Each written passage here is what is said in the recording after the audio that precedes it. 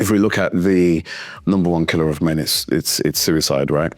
And I think that's because of this whole kind of concept of masculinity is broken. Where can you have a candid conversation around what it means to be a man in today's world without like the judgment or the eyes of social media or something, right? That makes you hold back your words or your thoughts or whatever. That's the natural order that you have soft and you have hard.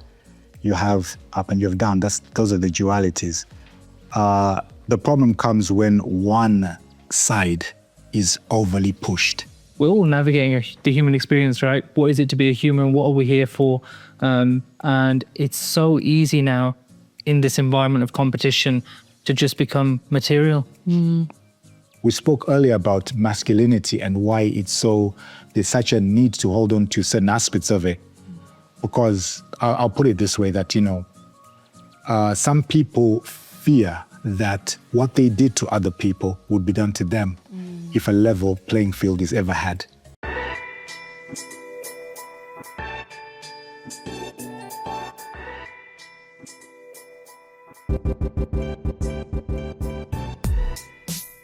I'll put it this way, that, some people fear that what they did to other people would be done to them if a level playing field is ever had. So they will make sure that there is never a level playing field.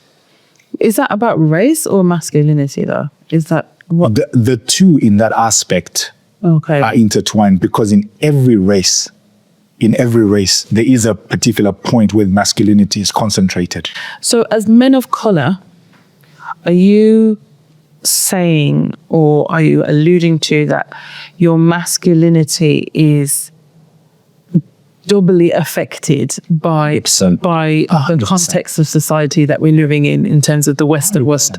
Yeah. Yeah, 100%. 100%. Can I give an example from from therapy? Therapy. Yes. So I was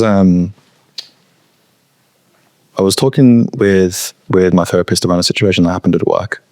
And I had purposefully picked a white female therapist because I wanted to experience what it would be like to potentially talk about issues of race with someone who's white. And what came up in the discussion was the idea of the angry black man. And I was saying to her that, there's a situation at work, and I feel like I have to restrain myself from showing anger, because then falls the stereotype of angry black man. Peter, I think this is so powerful, because earlier you alluded to only being able to show anger as a man. So, and frustration, two emotions that you went back to. Now you're in a context of work where you're not even allowed to show those emotions, as well as the other ones you are struggling to. Where do you go with that? It's do you get what I'm saying? Yeah, 100%. That's really hot. Like when you did break it down like that, you don't want to be seen as the angry black man. Where does that leave you? What was it? An interesting question that the therapist asked me was very simple. But how did you feel in your body in that moment? And I thought about it, and I was like, I felt tension all over me, and it's that physical response. Like I'm literally holding an emotion in, and my body is physically reacting to that too. So, I mean, that was just one instance for me, right? But if you think about people who are experiencing that on a more regular basis, if there is that physical component to it too, like Jason said, there's these ailments that come from emotional distress or mental distress, higher levels of stress, anxiety, and so on and so on. There are these physical components that we don't think about until they hit us and knock us out of our routine. So it was fascinating to, one, be asked that question, and to realize, oh wait, I'm carrying so much physical tension even just talking about the thing. And then to hold those two ideas of it's difficult for me to contact a range of emotion besides anger, and in this situation I felt like I had to restrain this one thing that I feel comfortable expressing through. So yeah, I think that's how, in the context of race and masculinity, how those two things can intersect. As for yourself, what's your experience? Because even though it's not a Black experience, it's still an experience. There's a lot of relatability, right? Yeah. And I don't think many will be unfamiliar with the images that we've been bombarded with since 9/11 of what a bearded brown man, what emotions he's expressing. You know, you'll have photos of an uncut beard and probably shouting in a protest or something, and they're very often juxtaposed with female Muslim women who are victims of those people. Horrible dynamic to be setting up between two people within a community. So I can certainly relate to that stuff. You also asked about spaces, and I agree that the physical spaces don't exist. But something else that's missing is the room for the thought around leadership. That what do we see people aspiring to and thinking that they have to, the only route for them to invest their energies is towards it's earn. That's your ticket out. There's a horrible situation that everyone's in, and if you climb fast enough, you'd escape it.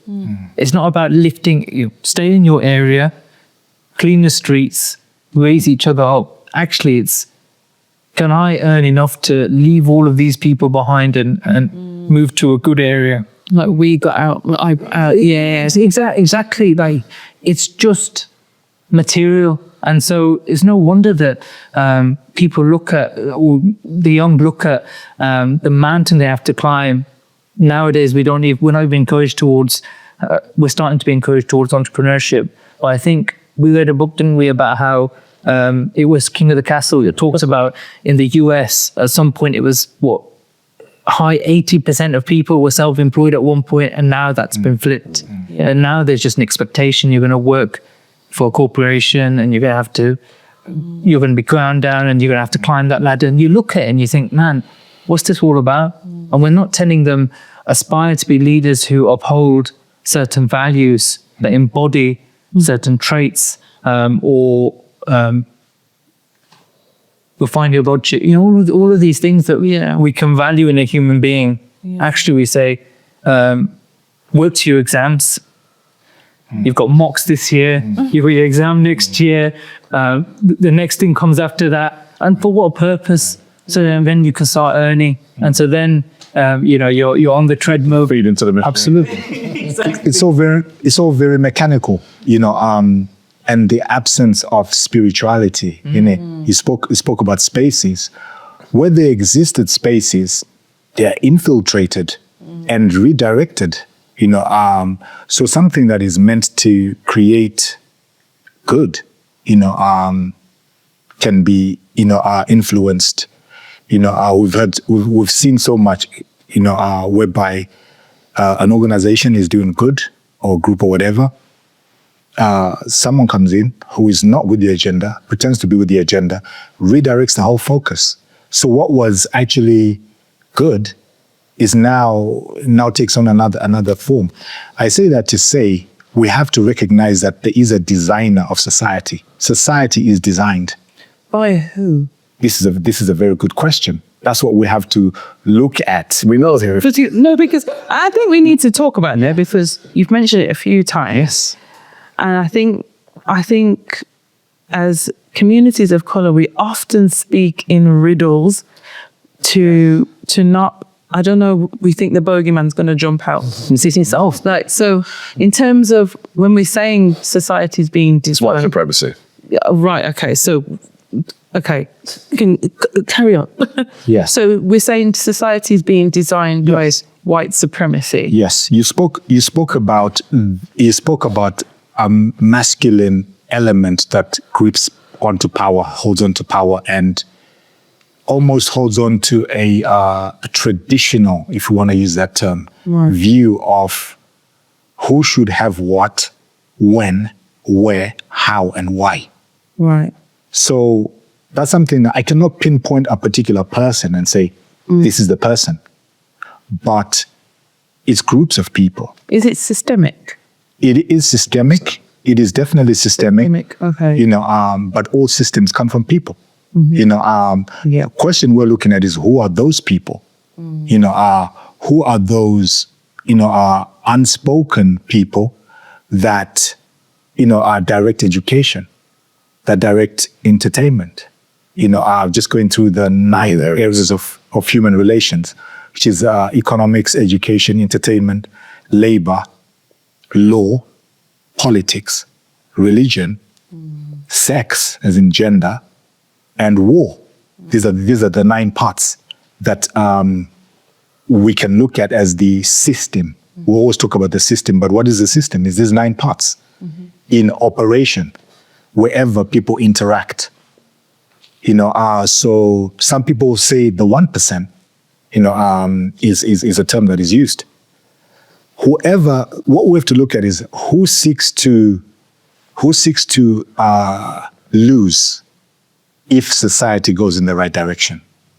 And the right direction being? The right direction means when we look at the direction of our youth, for example, what are the biggest problems that are affecting our youth? Drugs, the killing of the will to do things, productivity, creativity, you know, balanced thought and ideas, where people are being, I would say, people are being made into other than themselves. And by themselves, we're spiritual beings. So you're saying the right direction.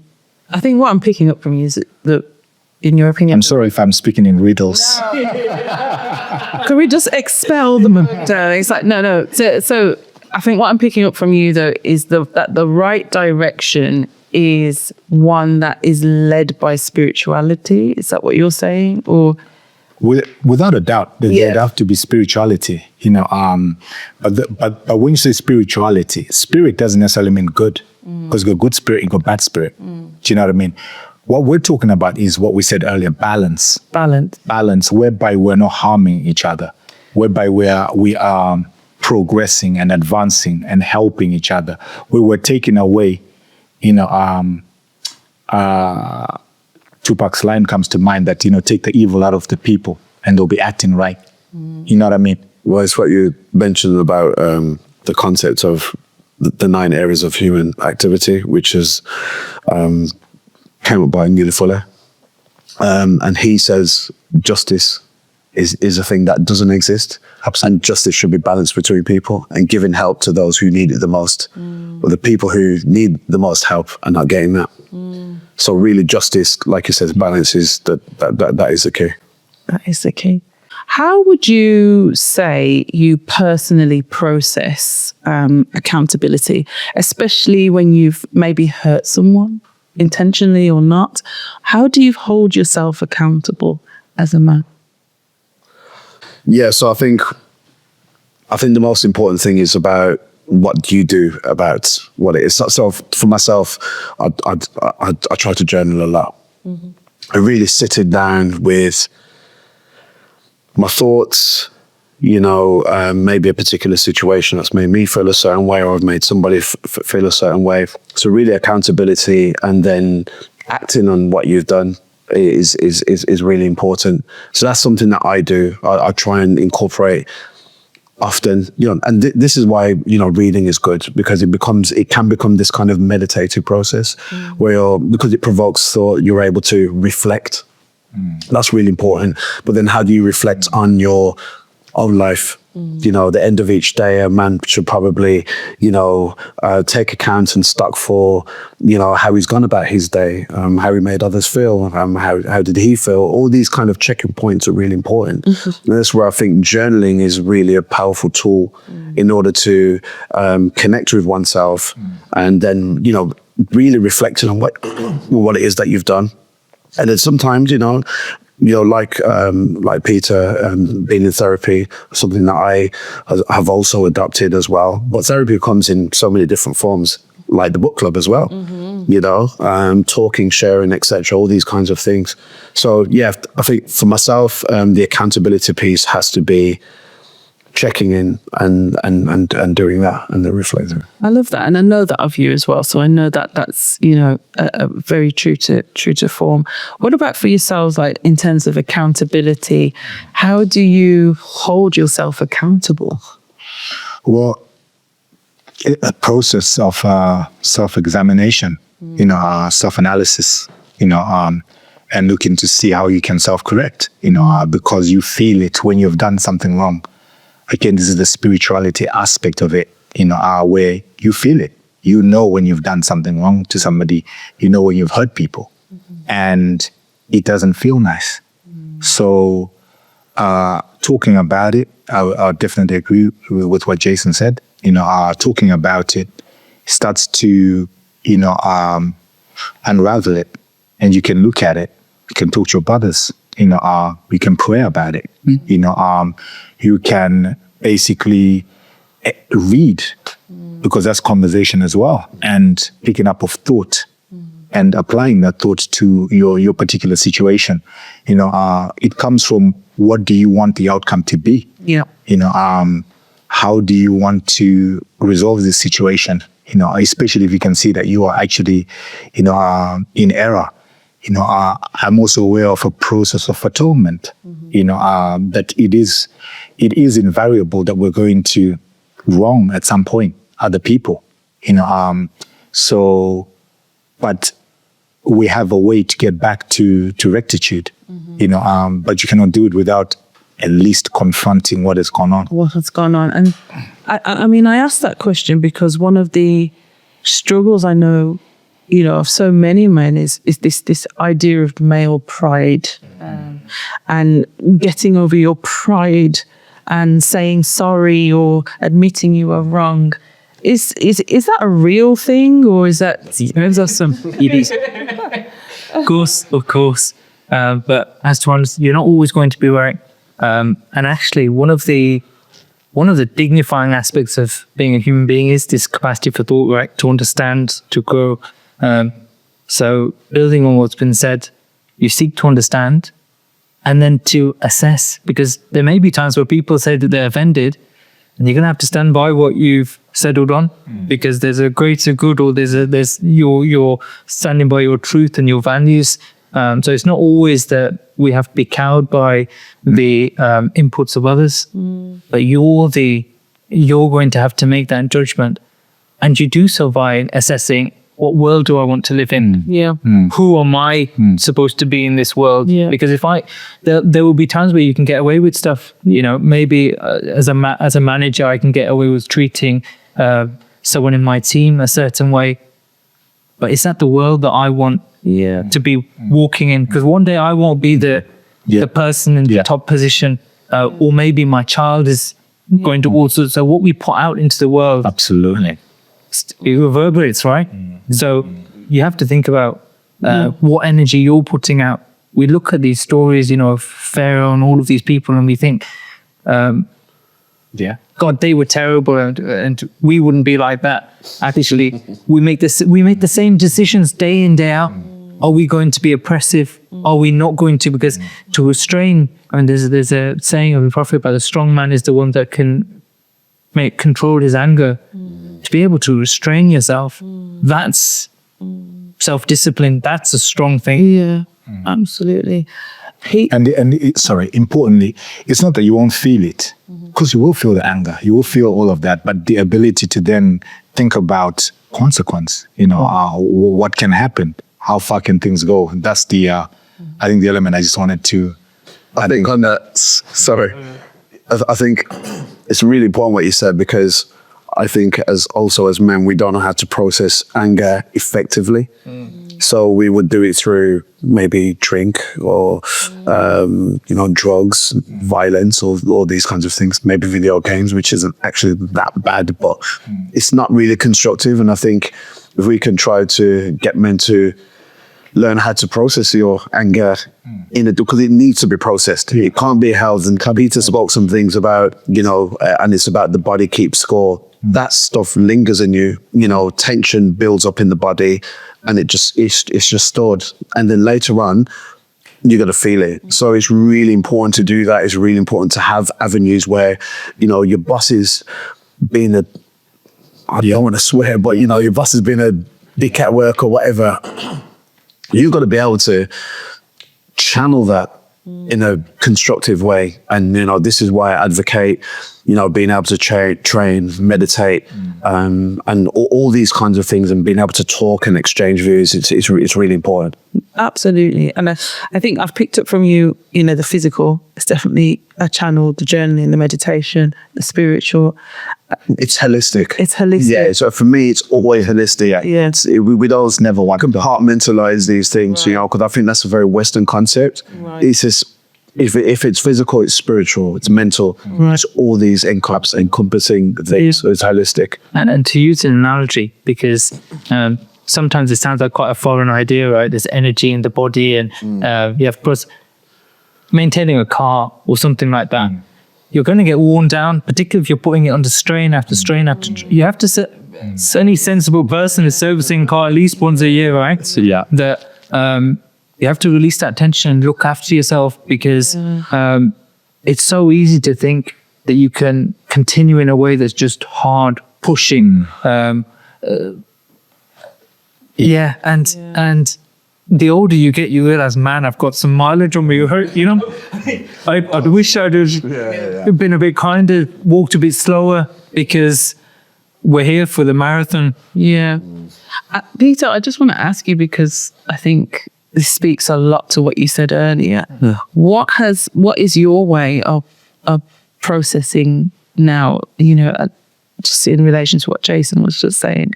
Have you got your own channels now? Have you found your outlets? I think for me in this period of my life, journaling and therapy have been my main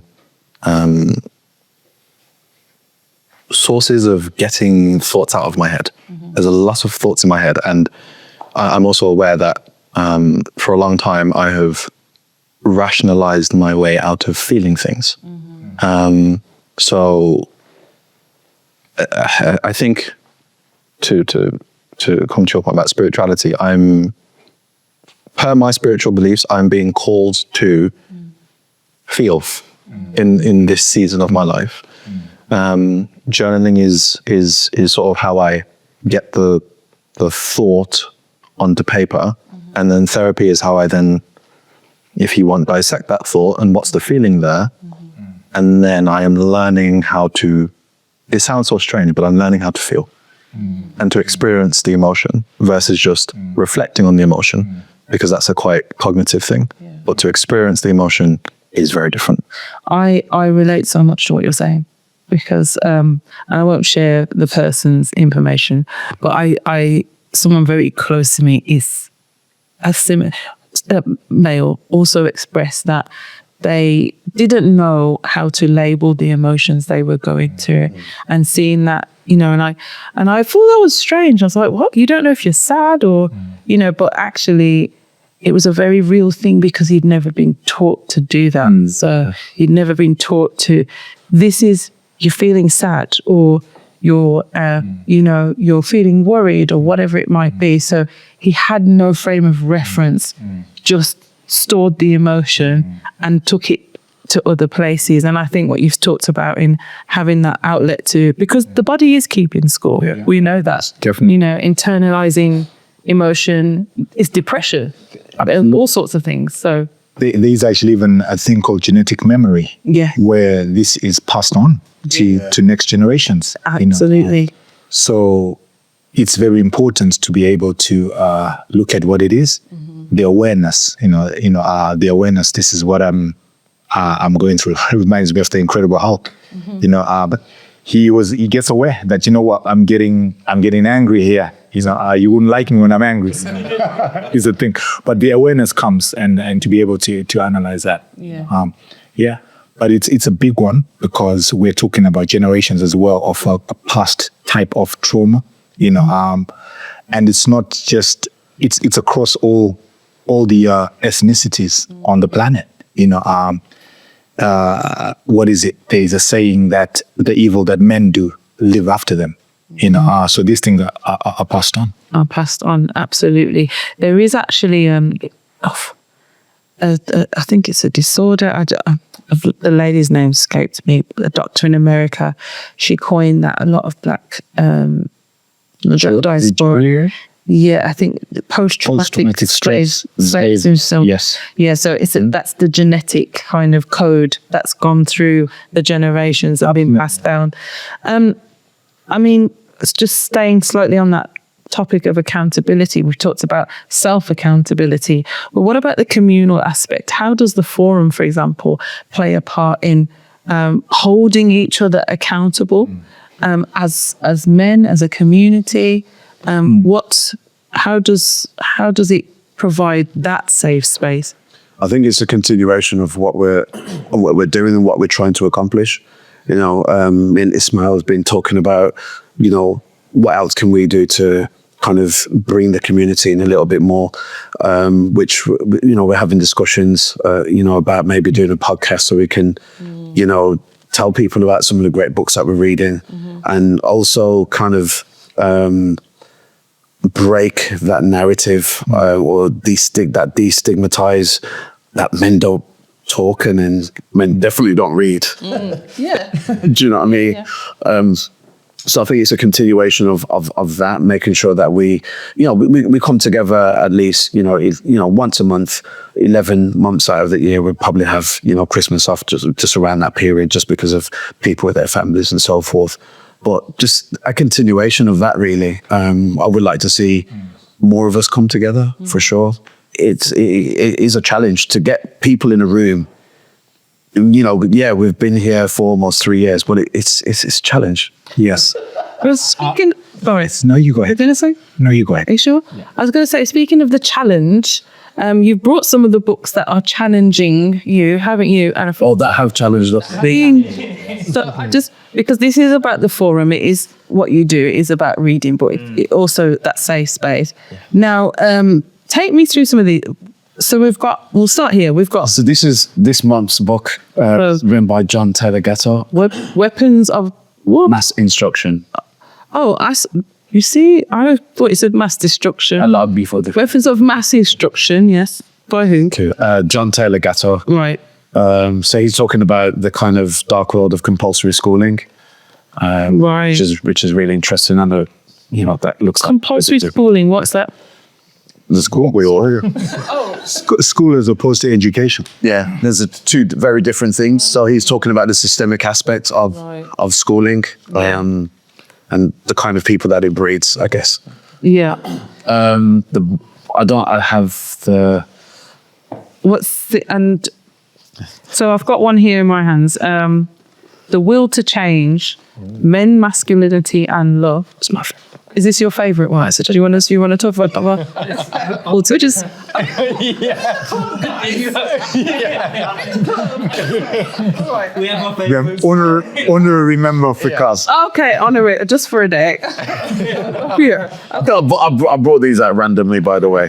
So sorry, just to note, some of us do read on Kindle or audio books as well. I guess, that's just something to note. Okay. So let's talk about this one, the Will to Change. So I'm doing a disservice with such a short sentence, but Bell Hooks is a feminist writer. And I suggested this book for the group because it's very different to the books that we had read before it. And, we were all open to looking at something very different. So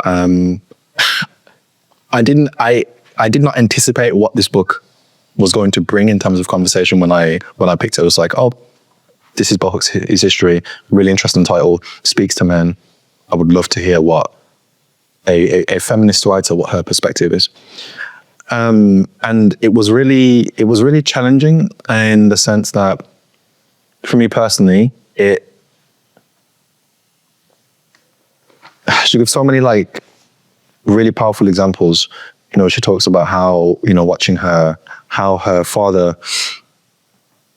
how his behavior changed towards her versus her brother, how the differences in how they were raised. She talks about the impacts of patriarchy, which, you know, we talked about toxic masculinity earlier. Broadly speaking, you know, the idea is, oh, patriarchy benefits men, end of conversation. She talks about how patriarchy damages men, and our inability to access the whole range of emotions, the expectations that we, you know, have placed on ourselves, this idea that our role is to be the provider, and when that is threatened, we have to, in effect, perform some sort of violence in order to maintain that role. All of those things, it was really challenging personally, really eye-opening. And again, it was the conversation that we had as a group. Not all of us agreed with everything that was said. But I feel we demonstrated to ourselves that we can hold different points of view and then walk away from the space, and we're not like, well, I'm not going to be friends with you anymore or whatnot, right? We were able to, we're able to hold those different ideas, give each other different perspective. I think it was, the word brave comes to mind for us to even challenge a topic like this in the first place. Yeah. So yeah, this for me is my favorite book that we've read so far. Yeah. Great book. Again, this is a book I've read now twice, and it was recommended to me by a friend of mine. I was going through a bit of depression at the time, and I didn't really know how to. I mean, I've got many different outlets and so forth, but this particular text really helped me a lot to kind of navigate what was going on within my own, reality as a man. Really, really good. There's a lot of points in there that she raises, which makes you think, oh, to be honest with you, I think men and women should read that book because it's really interesting. So, Wanda, you've got a book called Can't Hurt Me? Yes. So this is Can't Hurt Me by David Coggins. And again, it is a story of self-discovery. Thank you. It's a story of self-discovery, an individual who basically comes from a very disadvantaged background in terms of his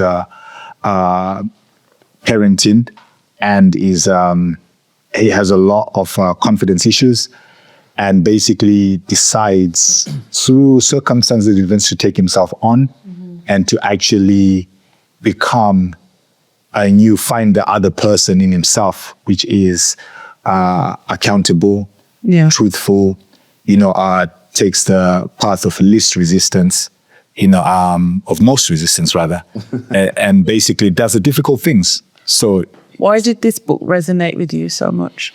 It resonated with me so much because I needed that myself. I needed to find that inner man, so to speak, and rise up to the challenge of being a man without it being, what it's been described as. I'll give one particular experience that occurred with me while I was reading this book, is that I wanted to be able to use my body more, just to run comfortably.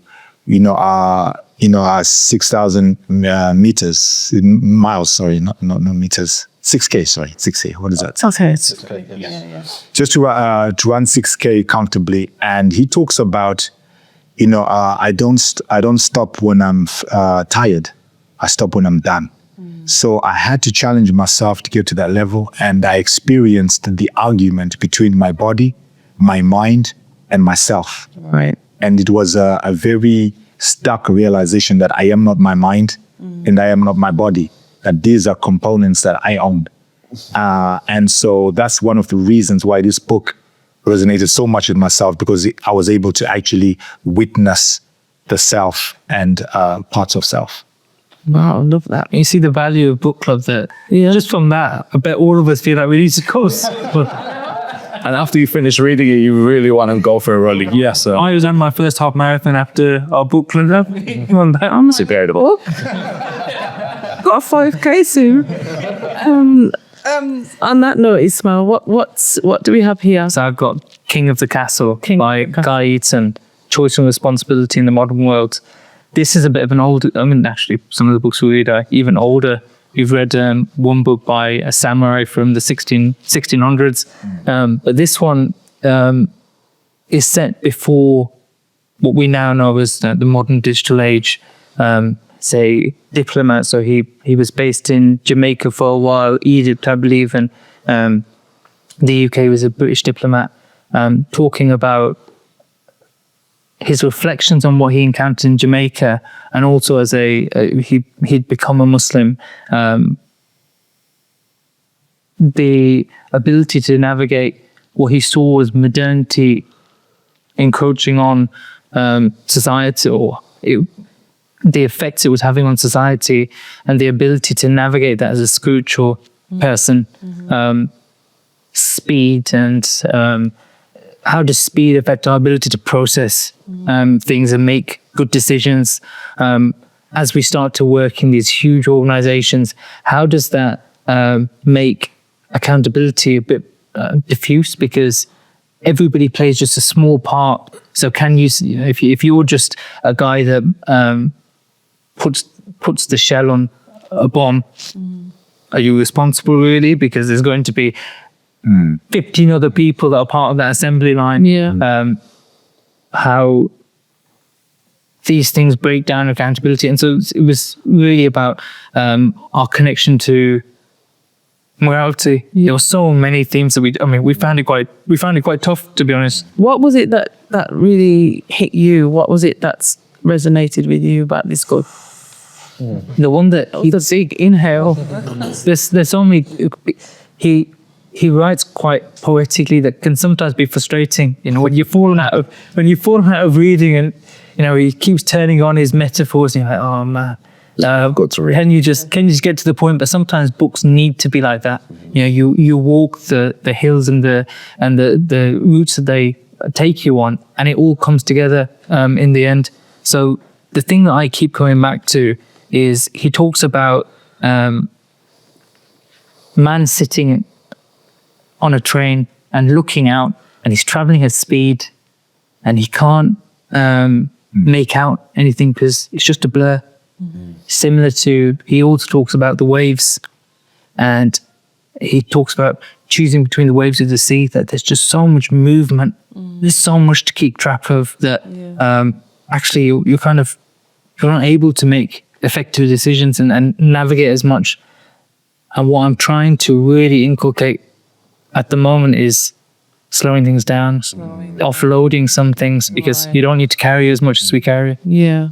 Wow, powerful. It is a great book. It's funnily enough, I remember when we had the discussion for this, there's actually quite a number of us, and myself and I think Peter, we were like, this book is hard. It was hard to read, but I really liked some of the concepts in the book. Especially about this kind of thing about trying to live as natural as possible, like Ismail said about slowing down, and just kind of the effects of modern living, which these two are kind of related. There's some transferables that you can, there's a lot of parallels. And this is the great thing about the book club, because you and I think a couple of the other guys had read it. When they were discussing, I guess, the way they were interpreting the book, I think I gave it like a 6. You end up giving it like a couple of more points. So being able that happens sometimes, and it makes you want to go back into the book, because you should never read a book once anyway. You should always dip it in and out, because you won't get everything when you read a book. You won't get everything first time. So really, really profound. I really enjoyed it. Dan, one really interesting thing that we're finding is that you can already tell that there's quite a range of books that we're covering. It's even broader than what you see here, and there's common threads that just run through. Always referencing the books that we've read and the reflections that we had previously, and we're just building and understanding and piecing things together. And it's nice to do it as a collective. Do you think that's reflective of us as human beings being more similar than we are dissimilar? Because even though these are different sides of the prism, they're all seeing life in context to their selves. Absolutely. I'll just add to that that's the communal aspect. Yeah, that goes back to it. Yeah, there's a saying that no one knows everything, but we all know something. So it's when we all bring it together and make that tapestry of just diversity and beauty. Yeah. Wow. Love that. Love that. Should we go with mine first or yours? I don't mind. Okay. Well, I'm holding Desmond Morris, The Human Zoo. So tell me about this one. So Desmond Morris was a zoologist who studied the behavior of animals. Right. What happens when you take animals out of their natural habitat and put them in dense areas, and particular types of behaviors that will then start to become apparent. But he also, very close to the animal kingdom in that respects. Well, what do you do with the humans when you put them in densely populated areas? What behaviors come from that? Yeah. It's very deep. It's very layered. I mean, we could talk about this for hours about how just basically what happens to people in built-up cities and so forth. What did you? I mean, just quickly, what did you take? Any of you? What did you take out of this book? One of the most striking things that came out of the conversation was one of the earliest things that I said in the book, which is, I may be skewing the numbers here, but something like, if you go all the way back into way back into human history, like each individual person had, I think it was something like 20 miles of space. So it was like one person per 20 miles of space. Oh my gosh. And now consider how many individuals are in 20 miles of space. I was just thinking, I've only have 20 meters. Yeah, exactly. And imagine being able to literally look at the horizon and see no one. No one. And today, what the difference is. I was in Barcelona recently, and second time I've been there, and great city. But it's the first time I noticed there were no houses. It's just apartments. And I just realized everyone's actually living on top of each. And I was reading about the housing structure there, and it's basically almost impossible for locals to buy property and whatever. And if they do, they have to be well out somewhere. And it just speaks to that. Like literally everyone is just living on top of each other. And that's very much what we're seeing as well. We do sound a bit doom and gloom, don't we? There's some hope in this somewhere. There's the recipe or the ingredients of hope in this, because once you can identify what forces are acting on you, why are we behaving this way? You start to unpick and unpeel. Yeah. And then you know what you do. You got a sense of responsibility there. Right. So you know what to do. That's right. So Jason, bring us home. This was I think it was the third book. So this is the 33 Strategies of War by Robert Greene. Great author, great philosopher. We read Mastery as well by Robert Greene. This one I'm really interested in warfare. And I guess this is about internal war. Yeah. What impact does war have on a person? He brings a lot of things to light with regards to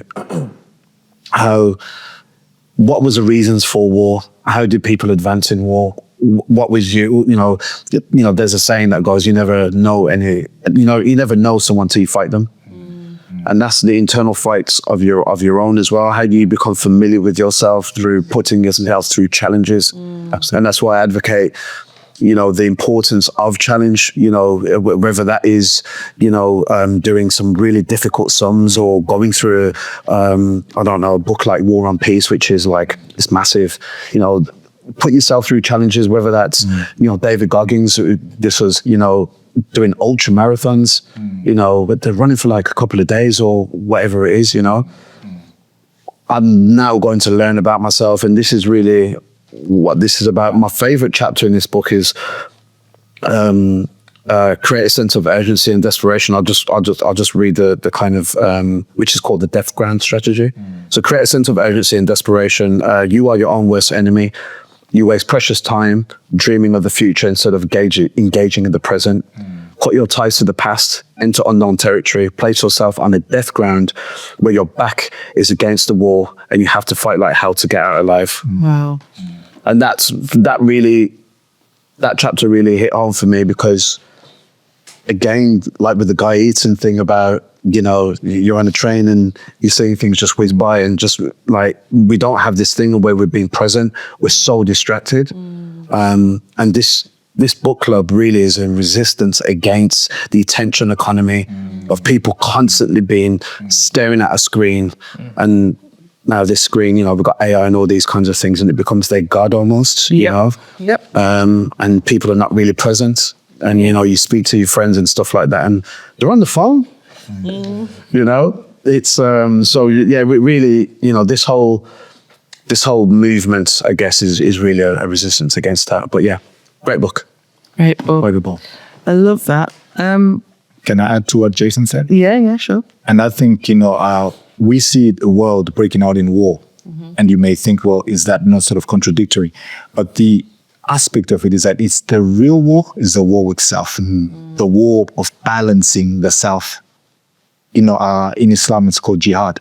You know, the true war is doing the right thing when there's so many factors that are encouraging you to do what you know is not right. Not right. So that's really the most essential war. So it gives strategies. It's a book of strategies. You know, this is what I love about that book. You know, when you really want to get going, there is a way to wage war. You know, and it actually shows you that. But essentially, being that what was just said, that, you know, it's not necessarily me versus anybody else. It's the aspect of self that is incorrect. Yeah. Wow. The whole premise of this conversation today was to talk about the forum, to talk about the book club, and, you know, obviously offer up that space to more men.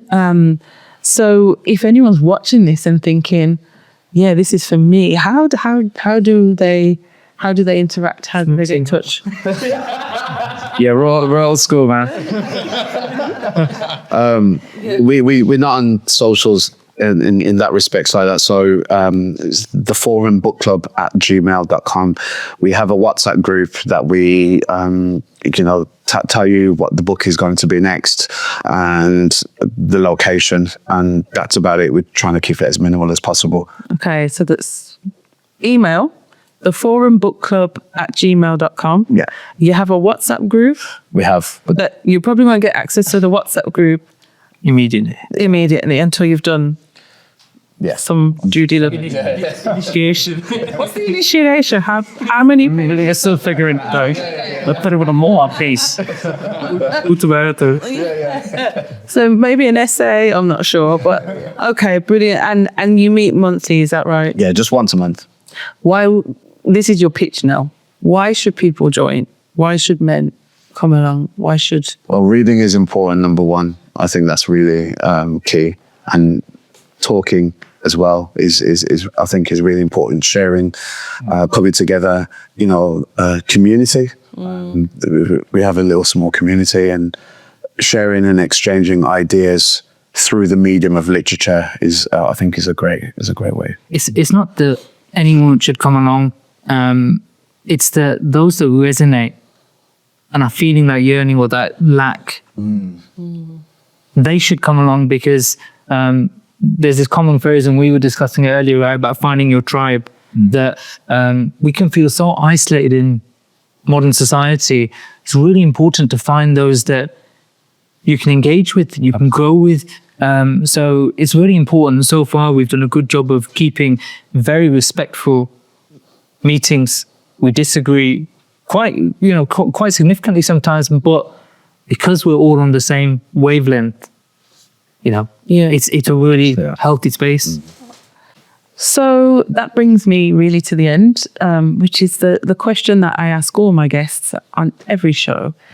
And thinking about your social corner and how you've defined it, the things that we've talked about, whether it be the forum itself or masculinity or any of the intersectionalities of that we've discussed. My question to you is, how would you like to see your social corner evolve in the next 5 years? And I'm going to ask each of you, to give me a clear but succinct answer. But I'll start with you, Tawanda. How would you like to see your social corner evolve? I'd like to see more young people picking up books, reading, and how we can help that is by introducing them ourselves, and having these awesome experiences and revelations that occur when people read, so that they pass it on and naturally expand organically. Love that. I like that. Peter? For me, I'd say Generation Z, Generation Alpha. Reason for that is we're, as millennials, like we grew up before and then with technology. Whereas Generation Z and Alpha have pretty much grown up with just technology immediately in their hands. And, we've talked about the fact that, when we were younger, we could just read books like this. And now it's a struggle to just read one. Yeah. And so, in 5 years, through a space like this, I would like to, be able to show what's possible. And I think that then encourages people, oh, that clicks with me, I can do that too.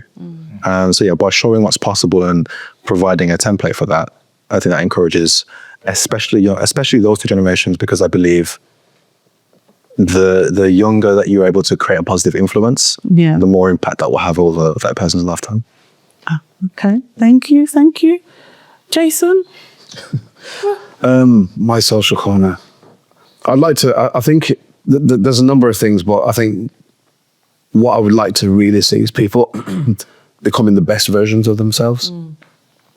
I think that's really important. I think us as a collective, what I would like to see is us do probably more kind of charity work, definitely working with, like these guys said, the younger people as well. Because I think that's, that is the future. But I think, those two things definitely, I mean, we don't really have, everybody's over 30, I think, in that group. Some are a little bit more older, but definitely having more youth. Yeah. I hope Ada's a bit younger. Got a few friends sitting on.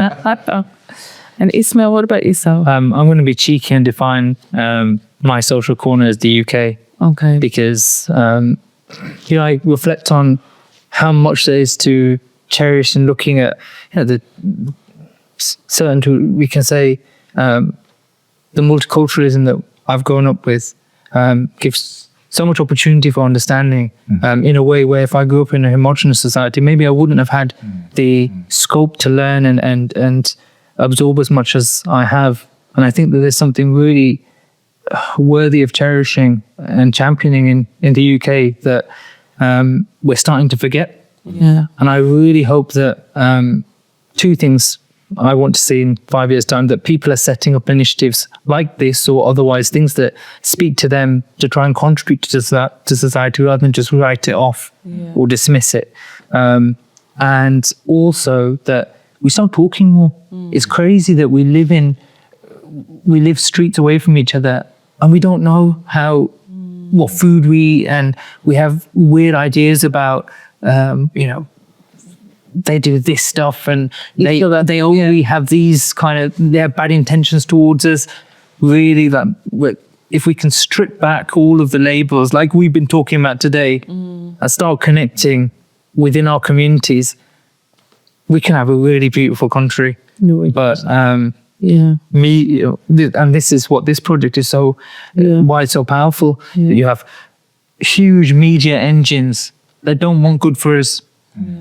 And you kind of have to have these grassroots initiatives, and you need to have human beings stepping away from the screens and just talking to one another. Right. That's the stuff that I really want to see flourishing in the next 5 years, God willing.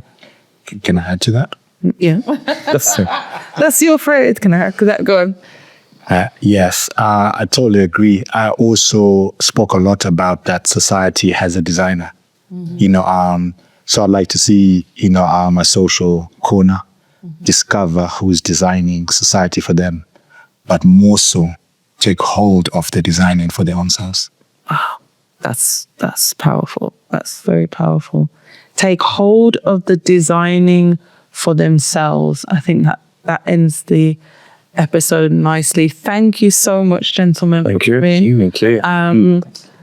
I feel like we might have some prime ministerial kind of candidates in this room, from what we just heard. But I really want to just say that I think this is absolutely fantastic what you're doing.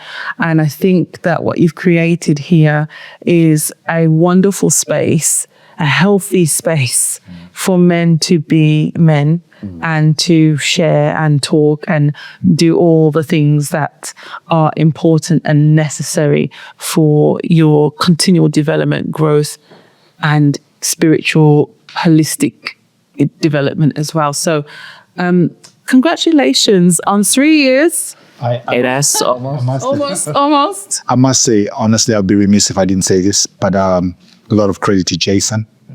Although we are a collective and do things collectively and add collectively, but he's been the soul. He's been the soul. Always showing up, always there. Yeah. Holding some of us to account. That's the joy itself.